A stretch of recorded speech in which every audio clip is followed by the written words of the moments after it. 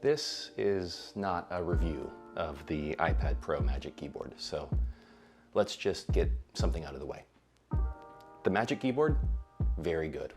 The keyboard itself feels great. The trackpad is maybe a little small, but very responsive and clicky. The rubbery material feels good under the palms of your hands, and the keys are wonderful to type on. And actually, the iPad Pro as a whole feels surprisingly better when it's in this keyboard case. There's something about having the keyboard and trackpad made for the iPad interconnected at a hardware level that just makes the entire experience feel right. So this Magic Keyboard is good. It's great. It gets my thumbs up. And if you want more details, there's plenty of reviews found all over the internet. I don't want to talk about the details. What I want to talk about is context. So let's rewind. This is the iPad Pro. Years ago when the iPad Pro was first released, Apple introduced the Smart Connector and Smart Keyboard at the same time. As soon as I saw this, I knew that the iPad and this keyboard would change the way that I worked. The original Smart Keyboard was not a Folio case like what we have today. Instead, it covered only the front of the screen and hid the keyboard behind a fold. This fold was weirdly amazing.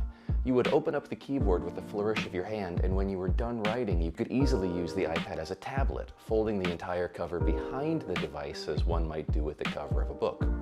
And as a bonus, there were a couple of other orientations that you could fold the Smart Keyboard into, a low-angle drawing mode and sort of a stand. When this iPad was released, I had just begun building a habit of spending the first hour of every day writing. And yet as I settled into this rhythm, I wasn't exactly sure how I was going to actually do that writing. Sometimes I used a notebook and pen, other times I used a MacBook Pro. Neither of those options felt like a great fit for the way that I worked, but I could tell that the joining of this single focus iPad Pro and a keyboard that was actually made for it would create something special, something that was what I was looking for, a computer that was made to move around with you without really any compromise. When it came out, I took the iPad Pro with me everywhere. It was good enough that I ditched my MacBook Pro entirely and found myself writing more than I ever had before. I did a ton of traveling with the iPad Pro as my main computer, and I have nothing but the fondest memories of that version of the iPad and that version of the keyboard. What I loved about it was the way that it made any context feel possible. Did I want to write? I could write from anywhere. The couch, a desk, a coffee shop, an outdoor patio.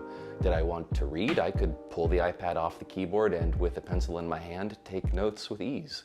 Did I want to lay in bed and watch YouTube? Sure. I did, and I could do that too.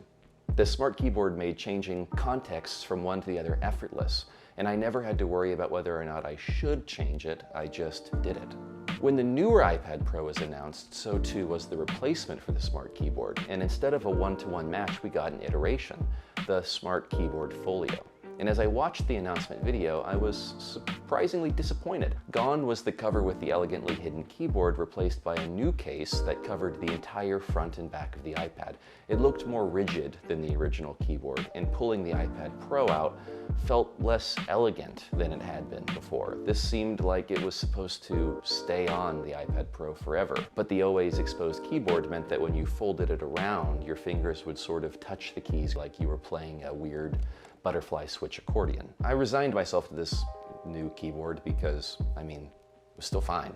I enjoyed typing on it, but the loss of context was felt.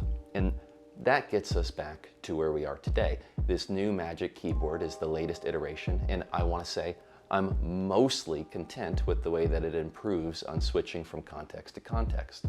The context of writing, it's supercharged now. Not only does it feel better to have a trackpad, but every other detail about the case makes the experience of writing feel great. The way that the screen kind of floats above your fingertips feels right, and the weight of the base means that it's stable and sturdy no matter how or where you're sitting. The context of holding the iPad in your hands, it's also gained some ground.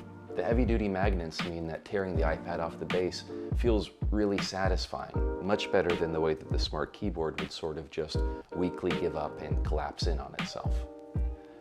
But here's the problem. The ability to switch from context to context over and over again is sort of a challenge, and it's the best part of the iPad Pro. The reason that it's a little challenging is because this Magic Keyboard is, in comparison to other keyboards, a beast. I find myself wondering what I'm supposed to do with this when the iPad's off of it. It's like the size and profile of an entire laptop, and closing it is a little challenging when the iPad's not in it because the hinges are so rigid. Now, if I had a sizable office or a tech garage with some workbench, slapping this keyboard down and leaving it there all day would feel fine. I live in a one-bedroom apartment, and the world is such right now that I, like everyone else, am here all day, every day. And switching contexts feels a little disjointed. It's just enough of a hassle that I don't want to do it all the time. Perhaps it's telling that in the original commercial where Apple shows off the Magic Keyboard, the focus is on removing the iPad Pro and not attaching it. Maybe to take advantage of every context the iPad Pro has to offer, you just sort of have to give it the space it asks for. I'll try that. But I bring this up because context is the cornerstone of what makes the iPad a really good device. And I've been using a Mac more than ever as of late, and I really am enjoying the benefits of everything that comes with a giant screen. But when I'm in front of this iMac, I'm at the whim of this particular context, the seat that I'm in, the apps that are vying for my attention. This is the only context in which I can use this. And I want the iPad Pro to remain context agnostic at all times so that when I decide what I want to do, I can just do it. That's why context is so important.